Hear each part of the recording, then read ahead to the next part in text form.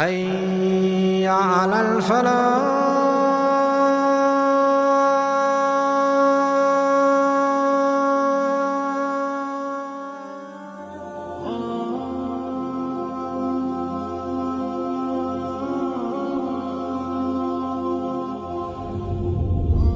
Bismillahirrahmanirrahim. Alhamdulillah.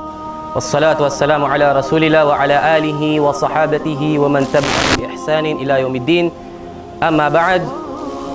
Ang papuri at pasasalamat ay uko lamang kay Allah. Nawa ang kanyang pagpapala at kapayapaan ay kanyang ipagkaloob sa kanyang huling sugat propeta na si Muhammad, sampu ng kanyang mga pamilya, kasamahan at sa lahat ng mga taong nagpapatuloy ng kanilang maubuting gawa hanggang sa huling araw. Para po sa mga kapatid na Muslim, Assalamualaikum warahmatullahi wabarakatuh. At para po sa mga kababayan, isang magandang gabi po sa inyo lahat. Mga kapatid at mga kababayan, sa oras na po ito, aking ibabahagi sa inyo ang ilan sa mga katangian at kaugalian ng tao na mas mainam pa sa iyo. Tao na kung saan mas mainam pa sa iyong kapatid, mas mabuti sa iyong mga magulang. Siya ang tao na pinakamainam na nilikha ni Allah subhanahu wa ta'ala. Walang iba kundi si Muhammad sallallahu alaihi wasallam. May isang pagkakataon, mayroong matandang babae na naglalakad, nagmamadali, dala-dala ang kanyang mga bagahe. Nakita siya ni Muhammad sallallahu alaihi wasallam. Nilapitan niya at kanyang tinanong, "O inang, saan ho kayo pupunta?" Sabi ng babae, ng matanda, "Aalis ako, lilisanin ko ang lugar na ito." Tapos sabi ni Propeta Muhammad sallallahu alaihi wasallam, "Tulungan ko na po kayo, inang, sa inyong mga dala-dala." Ang sabi ng matanda, "Wag na o iho, o Ginoo, wag na. Wala akong material na bagay na maibibigay sa iyo bilang katumbas na ginawa mong kabutihan sa akin." Mga kababayan, yung mga Arabo noong araw, hanggat ngayon, kung mayroon kang gagawang kabutihan sa kanya, dapat mayroon itong katumbas. Kung kaya't sinabi ni Propeta Muhammad sallallahu alaihi wasallam sa kanyang hadith, isa sa kanyang mga kasabihan, "Man sana'a minkum ma'rufan fakafi'uh." Sino man ang gumawa sa inyo ng kabutihan, tumbasan ninyo ito. Kung hindi nyo kaya, manalangin kayo sa kanya. Sabihin mo, "Jazakallahu khairan jaza." Kung wala kang itutumbas sa kanya, manalangin ka sa kanya, "Jazakallahu khairan jaza." Sabi ni Propeta Muhammad sallallahu alaihi wasallam sa matanda, "O inang, hindi ko kailangan ng anumang kapalit sa gagawin kong kabutihan sa iyo. Gusto lamang kitang tulungan." Ang sabi ng matanda, "Hindi. Hanggat sa nagpumilit si Propeta Muhammad sallallahu alaihi wasallam at sinang-ayunan ng matandang babae na ito, natulungan siya ni Propeta Muhammad." At sa mga oras na ito, mga kapatid sa pananampalatayang Islam, mga kababayan, ang araw ay napakainit. Ang ating propeta, ang pinakamainam na tao sa mundo, nagdadala habang ang araw ay mainit. Tinulungan niya yung matandang babae na hindi niya kilala, na walang katayuan sa buhay, babae na mahirap. Sa panahon pang kasalukuyan, mga kababayan, kung mayroong matandang babae o kaya matandang lalaki na nakikita naman natin na walang maibibigay sa atin kapag tutulungan natin, parang mabigat para sa atin ang tumulong. Kapag sinabi, "Wag mo na akong tulungan," aalis tayo, hayaan natin siya mag-isa. O di kaya, kung tutulong man tayo, mabigat sa ating kalooban dahil wala siyang maitutumbas sa atin. Si Propeta Muhammad sallallahu alaihi wasallam, tinulungan niya yun bilang habag sa matandang babae na ito. Dahil siya yung may pinakamainam na pag-uugali. Hanggat sa nung makapunta sila, makarating sila sa kanilang paroroonan, nang makauwi ang matandang babae sa kanyang tahanan, nagmadali itong pumasok sa kanyang bahay. Ano yung dahilan, mga kababayan? Bakit siya nagmadaling pumasok sa kanyang bahay? Upang maghanap ng anumang maitutumbas niya kay Propeta Muhammad sallallahu alaihi wasallam. Ang matandang babae ito mahirap. Wala siya ni anuman. Sabi niya sa sarili niya, kahit 3 dates man lamang. 3 dates, 3 tamar. Sapat na yun bilang ganti sa ginawa sa akin ng lalaki na yun. Wala talaga siya. Sabi niya, kahit isa man lamang. Wala. Hanggat sa lumabas siya Sabi niya, "O ikaw, Ginoo, wala akong maibibigay sa iyo bilang ganti sa ginawa mo sa aking kabutihan. Subalit, papayuhan kita ng magandang payo. Paalala na kung saan magliligtas sa iyo sa mundo at sa kabilang buhay."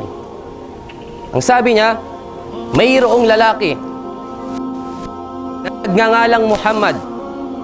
Hindi niya kilala ang kausap niya, si Propeta Muhammad sallallahu alaihi wasallam.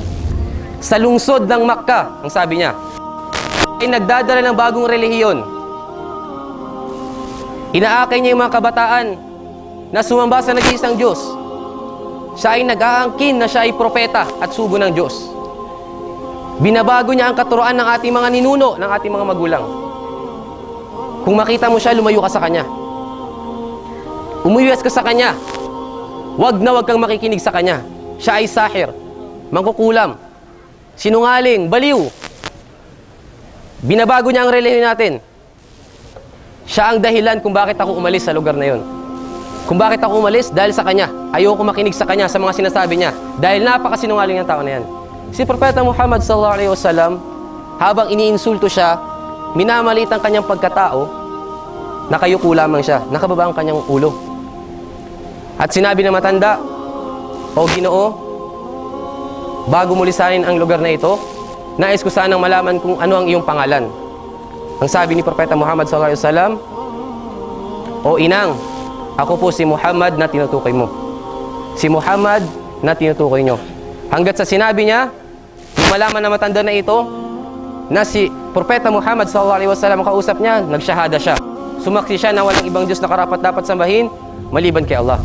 At sa ibang salaysay, si Propeta Muhammad sallallahu alaihi wasallam, kapag siya ay pupunta ng masjid, mayroong isang lalaki, isang Yahudi, kung saan kapag pupunta si Propeta Muhammad sallallahu alaihi wasallam ng masjid, nilalagyan niya ng dumi ang daanan ni Propeta Muhammad.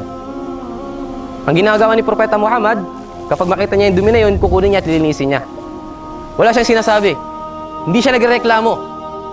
Tapos pag uwi niya galing masjid, makikita niya na naman, may dumi na naman. Araw-araw, nagpatuloy yung ganitong gawain. Laging may dumi. Hanggat dumating ang pagkakataon na dumaan si Propeta Muhammad sallallahu alaihi wasallam, siya ay nanibago. Sabi niya, nasaan na yung dumi? Hanggat sa binalitaan siya, yung tao naglalagay ng dumi, nagkasakit. Ang iba sa atin, kung malaman na ito, kung yung taong gumagawa sa atin ng kasamaan, magkasakit, sasabihin natin, alhamdulillah. Buti nga sa kanya, karma. Si Propeta Muhammad sallallahu alaihi wasallam, nung mabalitaan niya na nagkasakit yung tao na yon, na naglalagay ng dumi sa kanyang daanan, ang ginawa ni Propeta Muhammad sallallahu alaihi wasallam, pinuntahan niya, binisita niya at may dalang regalo. Nung makita siya ng Yahudi na ito, yung Hudyo na ito, nagulat siya, kinakabahan siya. Sabi niya, "O ikaw Muhammad, saka ka lamang gaganti sa akin kung saka mahina na ako? Kung saan may sakit ako, saka ka gaganti? Kung saan hindi ako makatayo, hindi makakilos na maigi, saka ka gaganti sa mga ginagawa ko sa iyo? Isa kang madaya kang tao. Wala kang patas na lumaban." Hanggat sa sinabi ni Propeta Muhammad sallallahu alaihi wasallam, "O ikaw, hindi ako naparito upang gumanti sa iyong ginagawa sa akin. Naparito ako upang bisitahin ka, kamustahin ang iyong kalagayan, malaman ang iyong sitwasyon." Nung malaman ito ng Yahudi na ito, pagkatapos siyang gawan ng kasamaan, tinumbasan niya ng kabutihan, nagsyahada siya, "Asyhadu an la ilaha illallah wa asyhadu anna Muhammadar Rasulullah." Kaya mga kababayan, iilan pa lamang po ito sa mga kaugalian ni Propeta Muhammad sallallahu alaihi wasallam. Kaya sa atin, bilang hindi Muslim, huwag po natin titignan yung mga nagsasabing Muslim. Muslim sila sa kanilang lahi, sa kanilang tribo, o sa kanilang salita, sa kanilang angkan, sa kanilang dugo. Hindi po basehan ang pagiging isang Muslim dyan. Ang Muslim, yung isinasabuhay niya ang pagiging isang Muslim. Maaaring sabihin natin Muslim siya, subalit hindi siya mu'min. Hindi siya sumasampalataya. Dahil ang pagiging isang Muslim, sa dila po yan. Maaari mo sabihin, Muslim ako sa dila. Subalit hindi ka mu'min, hindi ka sumasampalataya. Ano yung dahilan, ano yung basihan natin sa banal na Quran, sa Suratul Hujurat?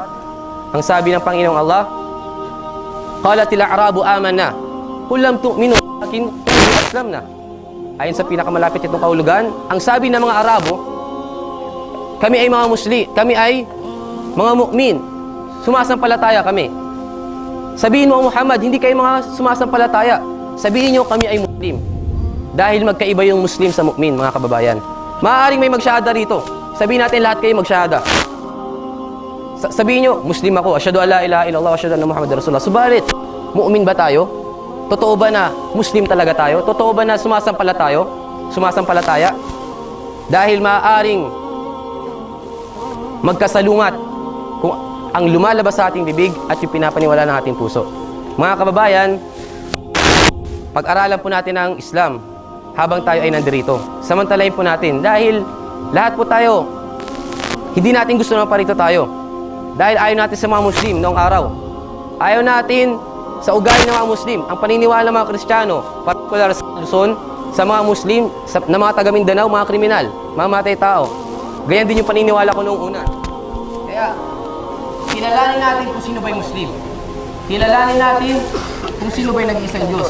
Sino ba si Propeta Muhammad SAW. At kung pinag-aaralan natin ito ng maigi, malalaman natin na ang Islam ang tunay na relihiyon. Dahil napakarami pong pari, mga ngaral mismo ng ating pananampalataya noong araw, mga pastor, mga bishop, mga reverend, nag-Muslim po sila. Nag-Muslim siya dahil saan? Dahil ba sa kanilang katayuan? Gusto nilang maging tanyag, makilala? Hindi. Mga kilala na sila noong araw. May mga kotse sila, may malaking tahanan, magara ang kanilang sasakyan, magaganda ang buhay. Subalit, nung sila ay nag-Muslim, naging mahirap din sila. Nagsimula sa umpisa. Dahil saan? Dahil sa kaligtasan, mga kababayan. Hanggang dito na lamang po. Wassallallahu wassalamu ala nabiyina Muhammad wa ala alihi wa sahbihi ajma'in.